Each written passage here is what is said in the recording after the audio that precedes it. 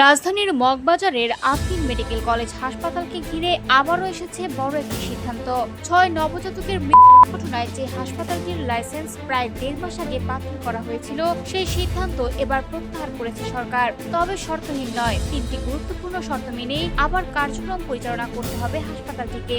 সোমবার স্বাস্থ্য ও পরিবার কল্যাণ মন্ত্রণালয়ের স্বাস্থ্যসেবা বিভাগের সচিব মোহাম্মদ কামরুজ্জামান চৌধুরীর স্বাক্ষরিত এক বিজ্ঞপ্তিতে এ তথ্য জানানো হয়। এর ফলে আদ্দিন হাসপাতাল পুনরায় চিকিৎসা সেবা চালানোর অনুমতি পেলেও সরকারের কঠোর নজরদারির আওতায় থাকবে প্রতিষ্ঠানটি।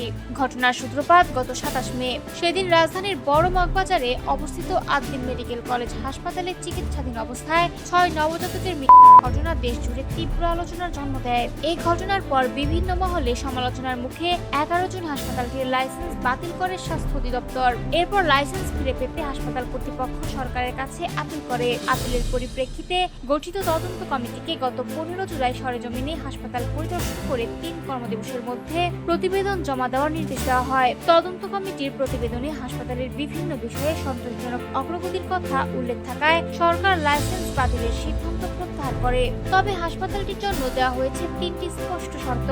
প্রথমত, the medical practice and private clinics and laboratories অধ্যাদেশ ১৯৮২ এর সব বিধান কঠোরভাবে মেনে চলতে হবে। দ্বিতীয়ত, লাইসেন্সের শর্ত অনুযায়ী প্রয়োজনীয় সংখ্যক ডিউটি ডক্টর ও নার্স দ্রুত নিয়োগ সম্পন্ন করতে হবে। আর তৃতীয়ত, ভবিষ্যতে লাইসেন্সের কোনো শর্ত লঙ্ঘিত হলে সরকার যে কোনো সময় আইন অনুযায়ী প্রয়োজনীয় ব্যবস্থা নিতে পারবে।